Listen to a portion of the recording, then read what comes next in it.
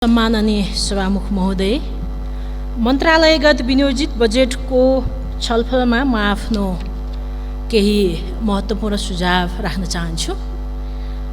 स्वाभाविक रूपमा आज कृषि मन्त्रालय अन्तर्गत हामी छलफलमा जुटिराखेका छौँ। कृषिले निकै आशा लाग्दा आफ्ना योजनाहरू पस्किने कोसिस गरेको छ।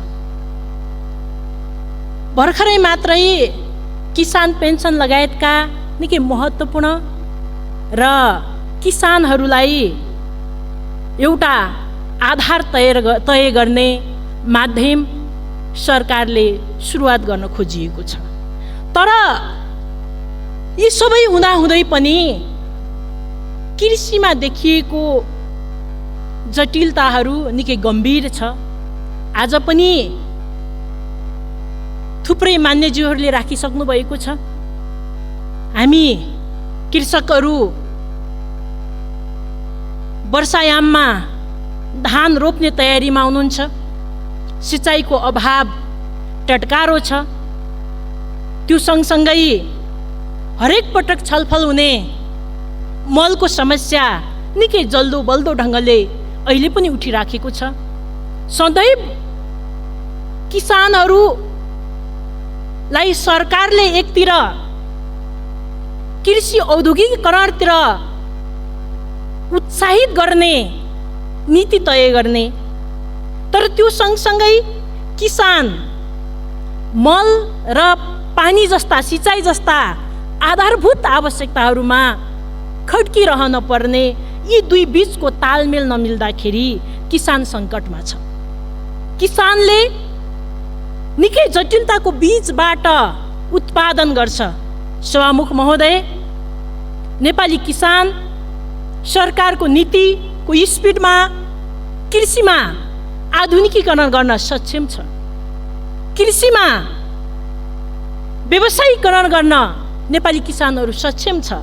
तर त्यो अनुसारको सिप, क्षमता, लगानी र आवश्यक भौतिक संरचनाको आवश्यकता छ। किसानले उत्पादन गरेको स्रोत, उत्पादन भएका वस्तुहरूको बजार व्यवस्थापनको निकै जटिल समस्या छ। हामी किसानलाई उत्पादन गर त भन्छौँ, तर किसानले झेल्न परेका बिचौलियाहरूको समस्या, किसानले झेल्न परेको उत्पादनको बजार व्यवस्थापनको समस्यालाई हामीले नजरअन्दाज गरिराखेका छौँ। सरकारले नजरअन्दाज गरिराखेको छ। तसर्थ मेरो भनाइ के हो भने, एउटा कृषकले उत्पादन गरिसकेपछि उसले वर्षभरि खाने मानव लसुनै उत्पादन गर्दाखेरि उसैले वर्षभरि खाने लसुन जम्मा गरेर बाँकी 2 पोटी लसुन भए पनि त्यसको बजार व्यवस्थापनको जिम्मा सरकारले लिनुपर्छ। अनि मात्रै किसानहरू उत्पादनमा सुरक्षाको महसुस गर्न सक्छ। किसानको उत्पादनको सुरक्षाको ग्यारेन्टी सरकारले गरिनुपर्छ। बजार व्यवस्थापनको ग्यारेन्टी सरकारले गरिनुपर्छ। अनि मात्रै सम्भव हुन्छ भन्ने विषय म राख्न चाहन्छु। कञ्चनपुर जिल्लामा यस्ता थुप्रै सम्भावनाहरू छ। सुदूरपश्चिमका हरेक जिल्लाहरूमा किसानलाई औद्योगिकीकरण गर्न, कृषिलाई औद्योगिकीकरण गर्न निकै ठुलो सुन्दर सम्भावनाहरू छ। तर ती सम्भावनाहरूको सही ढङ्गले व्यवस्थापन गरिदिन नसक्दाखेरि, बजार व्यवस्थापकीय पक्षहरूलाई सरकारले योजनाबद्ध ढङ्गले लैदिन नसक्दाखेरि किसान अन्यायमा परिराखेको छ। तसर्थ सरकारको ध्यान यसमा जाओस् भन्ने कुरोलाई म जोरदार ढङ्गले उठाउन चाहन्छु। त्यो सँगसँगै उद्योग, कञ्चनपुर जिल्ला सीमावर्ती जिल्ला हो। माननीय सभामुख महोदय, हाम्रो जीवनयापनका हरेक आवश्यक सामग्रीहरू हामी भारतको बजारमा निर्भर भएका हुन्छौँ। हाम्रो स्वदेशी आयातहरूलाई व्यवस्थापन गर्ने सन्दर्भमा निकै जटिलताहरू छ। तसर्थ मैले यहाँ राख्न खोजेको विषय के हो भने, सेला औद्योगिक क्षेत्र जुन हरेक आर्थिक वर्षहरूमा छलफलको विषय बनाइन्छ, योजनामा समावेश गरिन्छ, त्यसको द्रुततम गतिमा कामको आवश्यकता छ। भन्ने विषय म सरकारलाई सभामुख महोदय मार्फत राख्न चाहन्छु। त्यो सँगसँगै कञ्चनपुर क्षेत्रको सन्दर्भमा र सुदूरपश्चिम क्षेत्रको सन्दर्भमा विभिन्न पहाडी जिल्लाहरूमा थुप्रै सम्भावनाहरू बोकेर बसेको छ। ती सम्भावनाहरूको कृषि क्षेत्रमा पहिचान गरी सरकारले योजनाबद्ध ढङ्गले लगानी गरोस् भन्ने जोरदार ढङ्गले माग गर्न चाहन्छु।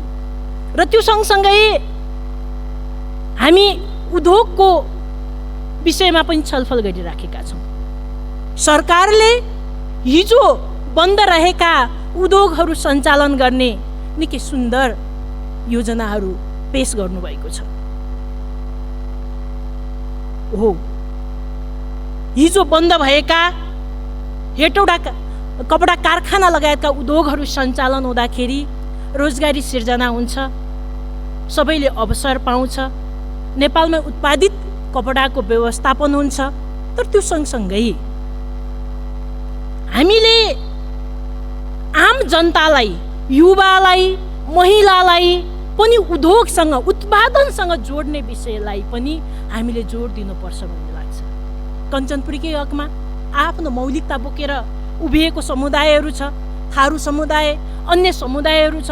उहाँहरूको मौलिकतालाई उत्पादनमा जोडेर त्यसलाई एउटा महत्त्वपूर्ण आय स्रोतको रूपमा विकास गर्न सकिन्छ भन्ने विषय म तपाईँहरूको माझमा राख्न चाहन्छु।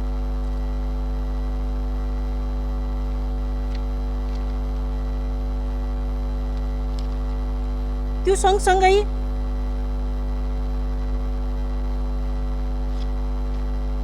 मैले राख्न खोजेको विषय के हो भने सूचना सञ्चारको विषय। अहिले भर्खरै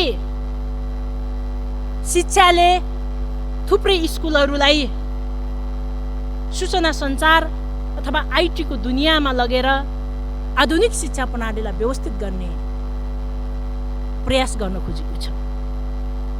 सुदूरपश्चिमको त्यस्ता थुप्रै भूभागहरू छन् जहाँ अझै पनि सञ्चारको कठिनाइहरू झेलिराखेको छ। त्यस्ता थुप्रै भूभागहरू छन् जहाँ अझै पनि आवश्यकताहरूको अभावहरू खड्किराखेको छ। हरेक स्कुलहरूमा भौतिक संरचनाको अभाव छ, विभिन्न दक्ष जनशक्तिको अभाव छ। यी सबै अभावहरूलाई पुरा गर्ने गरेर सरकारले ध्यान केन्द्रित गरोस् भन्ने विषय म यहाँ राख्न चाहन्छु।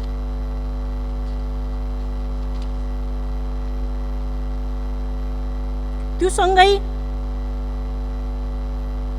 अहिले सुदूरपश्चिममा कैलालीमा डुडेझाडी लम्कीमा अवस्थित डुडेझाडी औद्योगिक क्षेत्रको बारेमा पनि आवश्यक होमवर्क पुगिसकेको छ जस्तो लाग्छ। यता पनि सरकारको ध्यान केन्द्रित रहोस् भन्ने विषय म यहाँ राख्न चाहन्छु।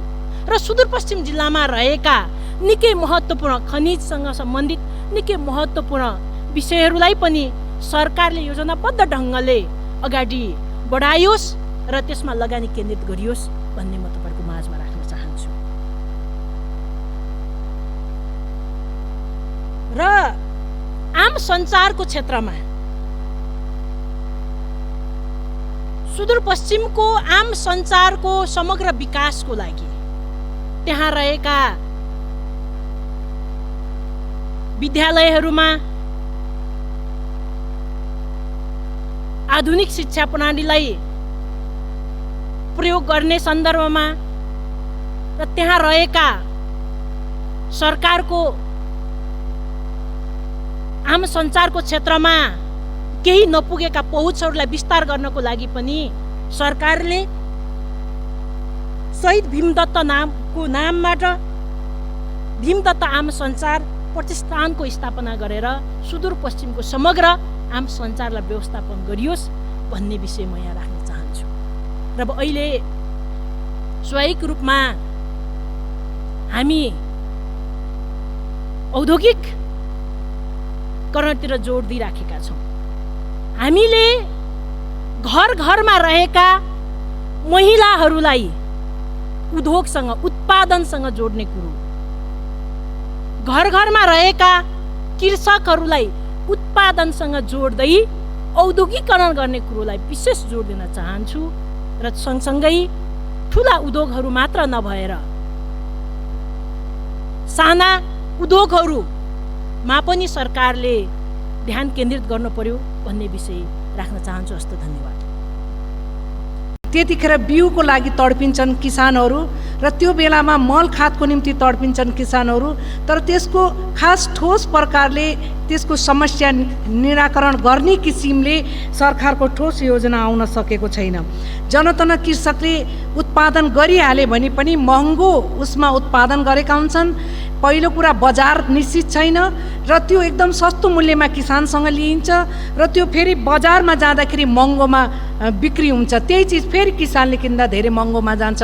यो बिचको बिचौलियाको जुन चलखेलहरू छ त्यसलाई रोक्न पनि सरकारले जोड दिनुपर्छ र बजारको पनि निश्चितता गर्नुपर्छ। कृषकको उत्पादनलाई बजार निश्चित गरेर जान जरुरी छ। कृषि बिमा, पशु बिमा जस्ता कार्यक्रमहरूलाई प्रभावकारी बनाएर लैजान जरुरी छ। त्यो अवस्था अहिलेसम्म भएको देखिँदैन। कृषि उत्पादन बढाउने, कृषकहरूलाई कृषिमै आत्मनिर्भर बनाउने भन्दा पनि अहिले पनि कृषि उत्पादन अहिले परनिर्भरको अवस्थामा छ।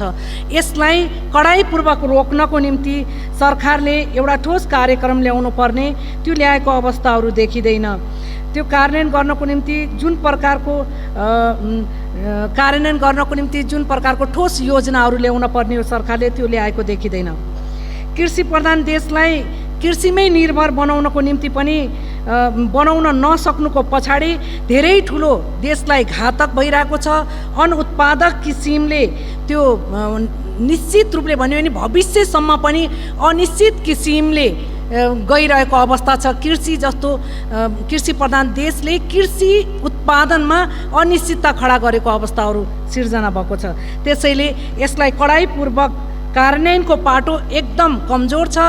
भनिन्छ हरेक साल बजेटहरूमा अब व्यवस्था हुन्छ, मलको व्यवस्था हुन्छ, खादको व्यवस्था हुन्छ भनेर भनिन्छ, तर व्यवहारमा त्यो भएको अवस्था छैन। र अहिले त बजेट विनियोजनमा खादको पनि त्यो प्रकारले सम्बोधन गरिएको अवस्था पनि छैन। त्यसैले मैले यसमा खर्च कटाइ 1 रुपियाँ निर्धारण गर्नको निम्ति मैले खर्च कटौतीको प्रस्ताव गर्दछु। उद्योग वाणिज्यको जुन अवस्था छ, नेपालको वास्तवमै अहिले स्थितिलाई हेर्ने भने, रूपलाई हेर्ने हो भने उद्योग सम्बन्धी कार्यक्रम नै अगाडि ल्याइएको अवस्थाहरू देखिँदैन। सरकारले उद्योग विकासको बारेमा गलत नीति लिएको छ। सरकारको दर्जनौँ चालु हालतमा रहेका उद्योग धन्दा कल कारखानाहरूलाई निजीकरण गर्नेतिर लगिरहेको छ, निजीकरण गरेर गइरहेको छ। यसरी त्यो चिजलाई रोक्न जरुरी छ। सरकारको आफ्नो उत्पादन उद्योग धन्दाहरूलाई त्यसलाई सरकारीकरण, त्यसलाई अझै राम्रो, त्यस के कारणले घाटा भएको छ त्यो कारण पत्ता लगाएर त्यस उत्पादनमा जोड दिने, उद्योग धन्दालाई मजबुत बनाएर लैजाने सरकारको एउटा महत्त्वपूर्ण स्रोतको पाटो हो। त्यसलाई मजबुत बनाउनको निम्ति त्यो किसिमले लैजान एउटा योजनाबद्ध किसिमले अगाडि जानुपर्ने, त्यो देखिएको छैन। तत्काल यो कार्यक्रमलाई रोकेर, निजीकरणलाई रोकेर सरकारले बेचेका उद्योग धन्दाहरूलाई पनि फर्काएर त्यसलाई सञ्चालनमा लैजान पर्ने जरुरी देख्दछु। वीरगञ्जका र लुम्बिनीको चिनी कारखाना, वीरगञ्जको कृषि औजार कारखाना, भिरकुटी कागज कारखाना, बुटोलको धागो कारखाना, हेटौडाको कपडा कारखाना बन्द भएका छन्। यी सम्पूर्ण कारखाना उद्योगको मूल आधार जुन कम्पनीहरू छन् त्यो नै बन्द भएपछि उद्योगको अवस्था के होला, त्यो कम्पनीलाई गएर खोलेर हेर्नुभयो भने उद्योगको अवस्था नेपालको के हो भन्ने कुरा त्यहीँनिर राम्रोसँग हेर्न सक्नुहुन्छ। त्यसैले ती कल कारखानाहरूको तत्काल निरीक्षण गरेर तत्काल त्यसलाई कार्यमा अगाडि तत्काल सञ्चालन गर्नको निम्ति सरकारले एउटा नीति निश्चित गरेर, समय निश्चित गरेर र लगानी पनि, बजेट पनि त्यही प्रकारको विनियोजन गरेर यसलाई महत्त्वपूर्ण ठानेर त्यो प्रकारको ठोस कार्यक्रम लिएर यसलाई सञ्चालनमा ल्याउन जरुरी छ। त्यसको निम्ति सरकार गम्भीर हुन जरुरी छ। र अहिले नयाँ उद्योग धन्दाको कुराहरू छ, उद्योग कल कारखाना खोल्ने कुराहरू छ, त्योसँग त्यो नयाँ उद्योग कल कारखाना खोल्नको निम्ति पनि धेरै मान्छेहरू त्रसित छन्। पहिले त भएको चिजको पनि संरक्षण छैन र त्यसैले गर्दाखेरि नयाँ खोल्नको निम्ति त्यो उद्योगप्रति आकर्षित हुनको निम्ति पनि कम्तीमा पनि त्यो उद्योगहरूको त्यसको सुनिश्चितताको ग्यारेन्टी हुन पर्यो। उद्योगको निम्ति कच्चा सामग्रीहरू स्थानको ग्यारेन्टी गर्न पर्यो। त्यस्तो किसिमले जानको निम्ति पनि सरकारले त्यो ठाउँमा आफ्नो गम्भीर प्रकारको आफ्नो कार्यहरूलाई अगाडि लैजान जरुरी छ। नेपालमा उत्पादन हुने चिजहरूलाई अगाडि ल्याउने, उद्योगको निम्ति कच्चा सामग्रीहरू जुन छन् त्यो पनि ल्याएर यहाँबाट अगाडि लैजानको निम्ति पनि यही हुने चिजलाई त्यसलाई प्रोत्साहन गर्ने उद्योगको निम्ति पनि र त्यसको निश्चितता गर्ने, त्यसरी जान जरुरी छ। त्यो किसिमले अगाडि जान जरुरी छ। नेपालमा नहुने औद्योगिक सामग्रीहरूको बारेमा मात्रै बाहिरबाट आयात गर्ने किसिमले त्यो उद्योगको निम्ति कच्चा सामग्रीको पनि सुनिश्चित गरेर जान जरुरी छ। तस्करीलाई रोक्न जरुरी छ। आपूर्ति व्यवस्थापनलाई सहजीकरण गर्न जरुरी छ। यो जटिलताले गर्दाखेरि जनता धेरै ठुलो मारमा परेका छन्। यसको निम्ति पनि मैले खर्च कटौतीको प्रस्ताव प्रस्तुत गर्दछु। सङ्घीय मामलामा अहिले देश वास्तवमै भन्ने भने देशको ठुलो पैमानाको ठुलो रकमको ठुलो मुहान नै अहिले प्रादेशिक संरचनामा खर्च भएर गइरहेको छ। त्यो एक प्रकारले प्रदेश इकाइको रूपमा, एउटा प्रशासनिक इकाइको रूपमा त्यसलाई प्रयोग गर्न जरुरी थियो। त्यसलाई राज्यको रूपमा हामीले सञ्चालन गर्दाखेरि ठुलो पैमानाको खर्च अनुत्पादक ठाउँमा गइरहेको छ। त्यसैले यो सङ्घीय मामला, यो नाम सङ्घीय मामला जुन मन्त्रालय छ, त्यसैले हामीले यो प्रादेशिक संरचनालाई खारेज गरेर त्यसमा जाने जुन बजेट छ त्यो बजेटलाई उत्पादनमूलक ठाउँमा लैजाउँ, घाटालाई पूर्ति गर्ने किसिमले लैजाउँ, त्यसरी लैजान जरुरी छ। कर्मचारीहरूलाई अलि चुस्त दुरुस्त बनाउने, कर्मचारी प्रशासनलाई चुस्त दुरुस्त बनाएर अगाडि लैजानको निम्ति पनि विकासको एउटा आधारहरूलाई सुनिश्चित गरेर लैजानको निम्ति पनि कर्मचारी प्रशासनलाई सबल बनाउनेमा कार्य बजेटहरू त्यो प्रकारले त्यहाँ परिचालन गर्ने। अहिलेको अवस्थामा हेर्दाखेरि बजेट तलसम्म जुन गइरहेको छ, खालि कर्मचारीहरूको तलब बढाएर मात्रै त्यहाँभित्रको समस्या समाधान हुन सक्दैन। उनीहरूलाई चुस्त बनाउनको निम्ति पनि त्यही प्रकारको तालिम, त्यही प्रकारको शिक्षा र त्यही प्रकारको ऐन बनाएर कडाइपूर्वक अगाडि लैजान जरुरी देखिन्छ। कर्मचारीहरूको जुन कर्मचारी तन्त्र अहिलेसम्म पनि हेर्दाखेरि मैले सकेँ त्यसलाई हेर्दाखेरि सरकारी काम कहिले जाला घामको यो प्रवृत्तिलाई तोड्न जरुरी छ। धन्यवाद। म कृषि मन्त्रालयका लागि विनियोजित बजेटबारे छोटकरीमा आफ्नो धारणा राख्न अनुमति चाहन्छु। बजेट वक्तव्यमा योगदानमा आधारित किसान पेन्सन योजना सुरु गर्ने, 5 खरब बराबरको कर्जा प्रवाह गर्ने, एक लघु वित्त कोषको स्थापना गर्ने जस्ता राम्रा कुरा छन्। यसलाई म स्वागत गर्न चाहन्छु। यस पटक पनि बजेटमा रासायनिक मल कारखाना खोल्ने भन्ने कुरा लेखिएको रहेछ। मेरो विचारमा अहिले सरकारले प्रारम्भिक मल कारखाना खोल्ने योजना पनि सँगसँगै ल्याउनुपर्छ। सरकारले आगामी आर्थिक वर्ष कृषि उत्पादन 30% बढाउने लक्ष्य लिएको छ, जसको लागि उन्नत प्रविधि, बिउ, बिजन, मोल, कृषि कर्जा आदिको व्यवस्था पहिला हुनु पर्यो नि त। यो व्यवस्था सरकारले गर्न सकेको छैन। अर्कोतर्फ चाहिँ खेती सुरु भइसक्यो, मध्य बर्खा लागि भइसक्यो, तर चाहिँ कृषकले अहिलेसम्म मल पाएका छैनन्। त्यसैले यो अवस्थामा हामीले आज मात्रै पत्रपत्रिकामा मैले हेर्दै गर्दा चाहिँ मलका गोदामहरू सबै खाली छन्, सरकार के गर्दैछ पनि भनिरहेछ के। यसतर्फ पनि सम्बन्धित मन्त्रालयका मन्त्रीज्यूको चाहिँ म ध्यान आकर्षण गराउन चाहन्छु। यस्तै आगामी वर्षको लागि रसायनिक मलको झन्डै 50% घटाएको छ, जुन अत्यन्त चिन्ताजनक विषय हो। म सरकारलाई उच्च प्राथमिकता दिएर आग्रह गर्न चाहन्छु। भारत सरकारसँग कूटनीतिक प्रयास गरी जिटिजी मार्फत जति सक्दो चाँडो मल ल्याउन आग्रह गर्दछु। कृषि मन्त्री भारतमै हुनुहुन्छ भन्ने कुरा आएको छ, छिटै होस्। र 60% भन्दा बढी जनता कृषिमा आधारित रहेको र कुल ग्रास्त उत्पादनमा कृषि क्षेत्रको योगदान 27% रहेकाले कृषि क्षेत्रलाई आधुनिकीकरण, यान्त्रिकरण, व्यवसायीकरण गरेर नेपालमा चाहिँ औद्योगिकको जग चाहिँ हामी कृषिलाई बनाउन सक्छौँ। किनभने यो बजेटमा पनि कृषिलाई प्राथमिकता दिएर धेरै बजेट पनि छुट्याइएको छ, धेरै कार्यक्रम पनि दिएको छ र आत्मनिर्भरको आधार कृषिलाई भनिएको छ, त्यसतर्फ पनि ध्यान दिनुपर्छ। अहिले हामीले वर्षेनी 300 अरब रुपियाँभन्दा बढी कृषिसँग सम्बन्धित वस्तुहरूको आयात गरिराखेका छौँ। हामीले सरकारले उपयुक्त नीति ल्याउने हो भने 200 अरबभन्दा बढी प्रतिस्थापन गर्न सक्छौँ। त्यसैले हामीले आयातलाई प्रतिस्थापन गर्ने, निर्यातलाई बढाउने हो भने आत्मनिर्भर कृषि भनेर कृषिलाई चाहिँ विभिन्न खालको कार्यक्रमहरू दिएर आत्मनिर्भर बढायो भने मात्र यो कुरा सम्भव छ। यसतर्फ पनि म सरकारको ध्यान आकर्षण गर्न चाहन्छु। सूचना तथा सञ्चार मन्त्रालय हुलाक सेवालाई आधुनिकीकरण गर्ने, राष्ट्रिय साइबर सुरक्षा केन्द्र स्थापना गर्ने, नेपालको आफ्नै भू उपग्रह स्थापना गर्ने, डिजिटल नेपाल फ्रेमवर्कलाई कार्यान्वयन गर्ने जस्ता योजनाहरू यो बजेटमा परेका छन्, जो राम्रा पक्ष हुन्, स्वागत पनि म गर्दछु। तर मुख्य कुरा के हो भने सूचना प्रविधिको तीव्र विकासमा हामी पछाडि परिरहेका छौँ। यो सूचनाको युग पनि हो, प्रविधिको युग पनि हो, त्यसलाई चाहिँ आत्मसात किन गर्न सकिरहेका छौँ हामीले, त्यसतर्फ पनि सरकारको ध्यान जानुपर्छ। एउटा पछिल्लो सर्वेक्षण अनुसार नेपालमा करिब झन्डै 95% परिवारसँग कम्तीमा एउटा मोबाइल छ। तीमध्ये झन्डै आधी स्मार्टफोन छन्। फेसबुक, युट्युब लोकप्रिय सामाजिक सञ्जालको रूपमा परिचित छन्।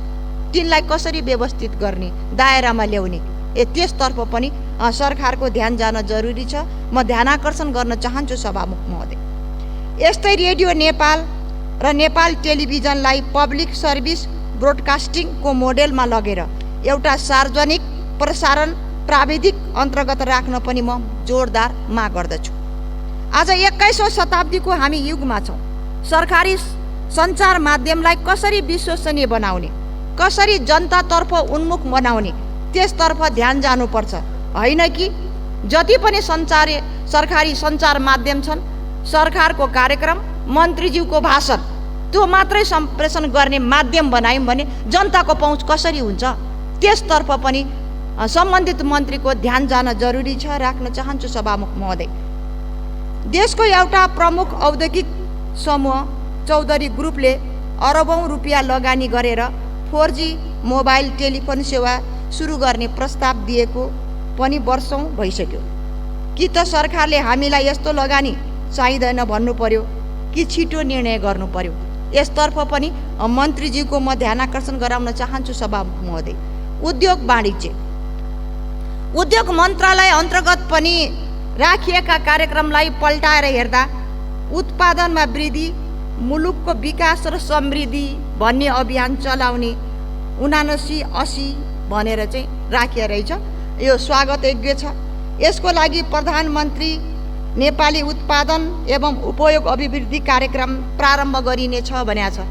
कार्यक्रम त राम्रा छन् मन्त्रीज्यू, कार्यान्वयन हुन्छ कि हुँदैन, यसतर्फ पनि ध्यान दिनु होला। र हामीले यो कार्यक्रमलाई हेर्दा चाहिँ स्वदेशी वस्तुको उत्पादन र उपयोगमा जोड दिने भनेका छौँ के। आज स्वदेशी उद्योगहरू जति पनि हाम्रा उद्योग छन् ती रुग्न भइसके। विराटनगर जुट मिल पनि पुरानो मिल हो, त्यो बन्द भएको छ। हामी चाहिँ उद्योगमा आधुनिकीकरण गर्ने भनिराखेका छौँ, त्यो आधुनिकीकरण गर्न पनि सकेका छैनौँ। नेपालमा हेर्ने हो भने कृषिसँग सम्बन्धित थुप्रै जडीबुटी, अम्रेसो, कपास, थुप्रै यस्ता उद्योगहरूलाई हामीले सञ्चालन गर्न सकेर पनि आत्मनिर्भर र उत्पादनमा वृद्धि गर्न सक्छौँ। यसतर्फ पनि मन्त्रीको ध्यान आकर्षण गराउन चाहन्छु। माननीयज्यूको समय सकियो, अन्तिममा आइसके सभामुख महोदय। आपूर्तिको कुरामा चाहिँ महँगी बढेको छ। पेट्रोलियम मट्टी तेलको केही भाउ घटे पनि जनता चाहिँ महँगीको मारमा छन्, मूल्य वृद्धिको मारमा छन्, जिउन गाह्रो भइरहेको छ। यसतर्फ पनि मन्त्रीजीको ध्यान आकर्षण गर्छु। धन्यवाद। जय नेपाल।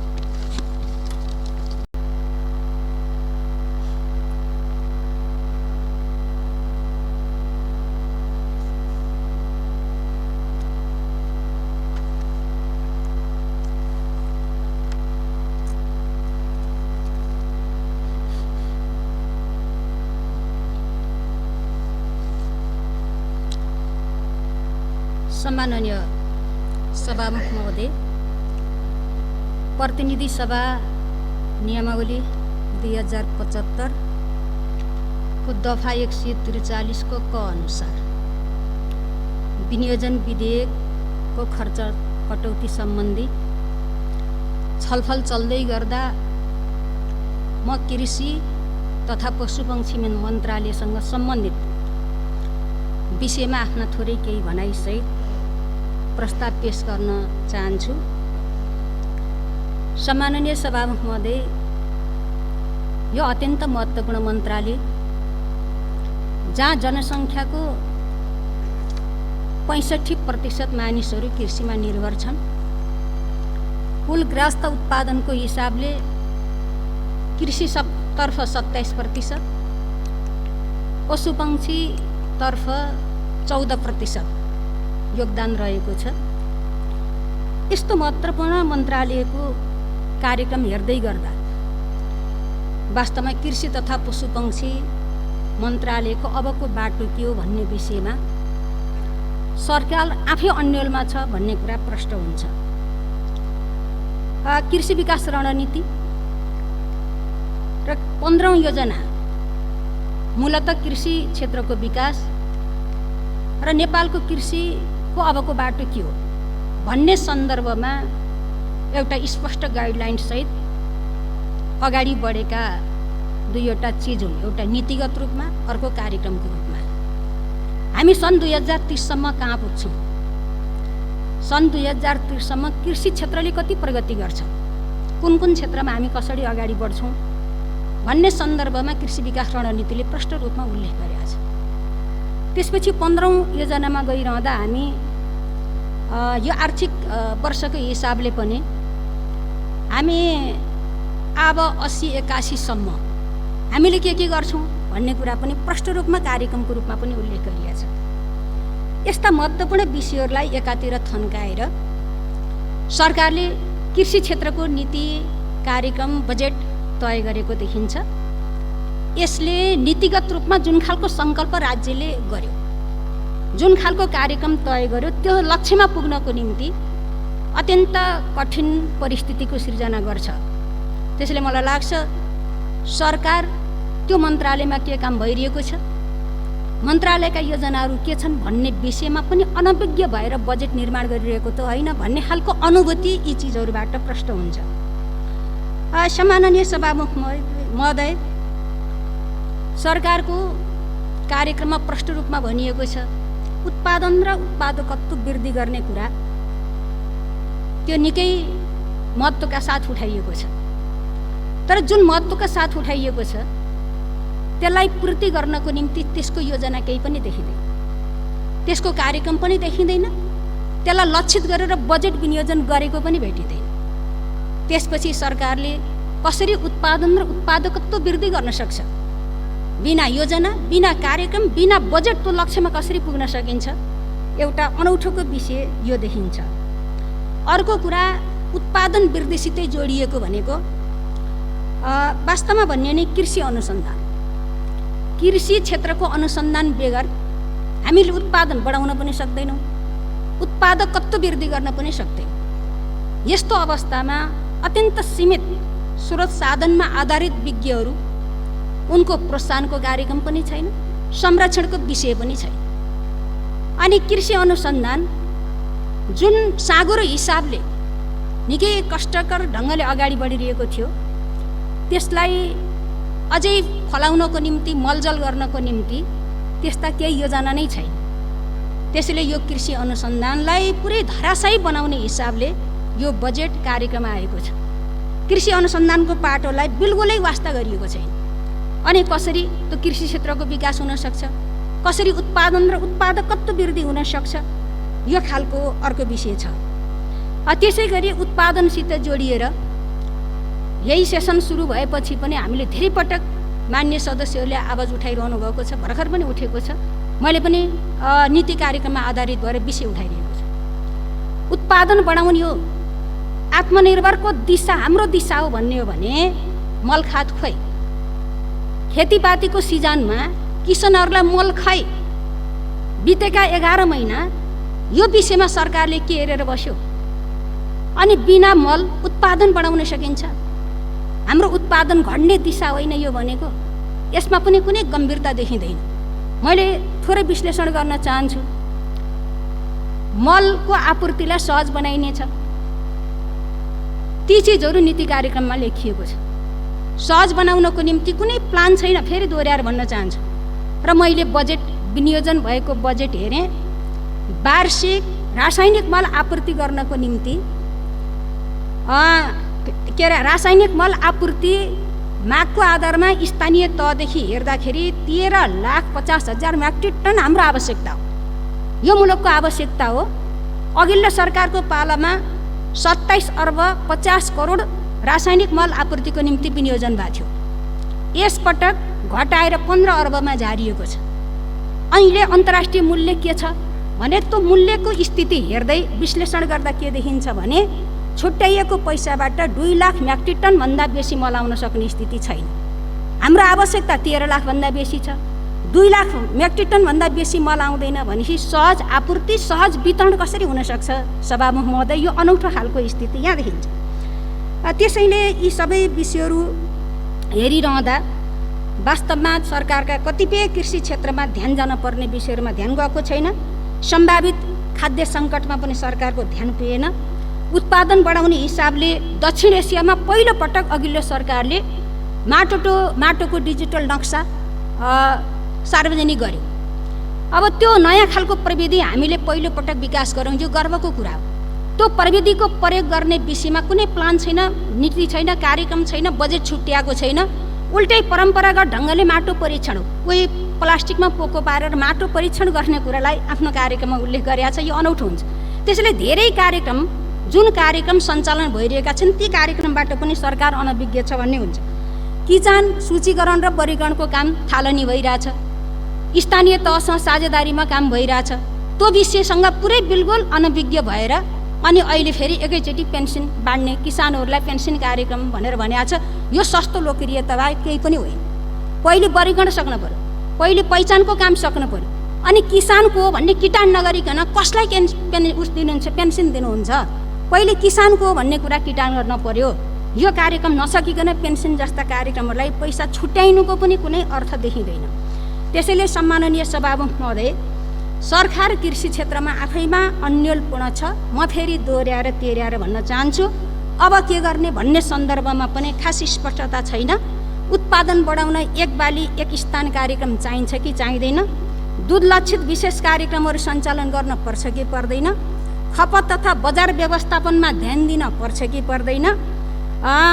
शिक्षा, स्वास्थ्य र कृषिलाई जोडेर एउटा एकीकृत कृषि कार्यक्रम वा एकीकृत कृषि शिक्षा कार्यक्रम ल्याउन आवश्यक हो कि होइन? यो अन्तर्गत अघिल्लो सरकारले भनेको थियो अनिकालमुक्त चुलो, विषमुक्त खानेकुरा, रोगमुक्त जीवन। यसको निम्ति नै एकीकृत शिक्षा कार्यक्रम, कृषि शिक्षा कार्यक्रम कृषि मन्त्रालयको मिसन भन्ने साथ अगाडि बढाएका कार्यक्रमहरू थिए। यी कार्यक्रमहरू उत्पादन वृद्धिको निम्ति धेरै महत्त्वका थिए भन्ने लाग्छ। यी विषयमा पनि खास पैसा छुट्टिएको देखिएको छैन। त्यसैले सम्माननीय सभामुख महोदय, यति कुरामा ध्यान आकर्षित गर्दै वास्तवमा यो बजेटमा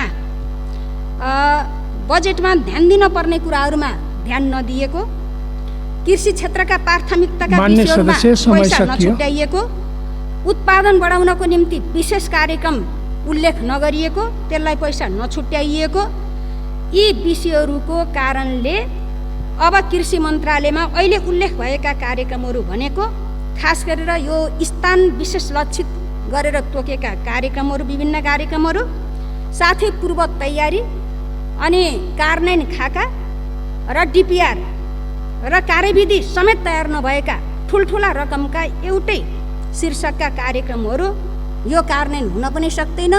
यसका खर्च चालु आर्थिक वर्षमा खर्च हुन पनि सक्दैन। त्यसैले यी चिजहरू कटौती गरेर कृषि मन्त्रालयको 1 रुपैयाँ मात्र कायम गरियोस् भन्ने रकम कटौतीको प्रस्ताव पेश गर्दछु। धन्यवाद।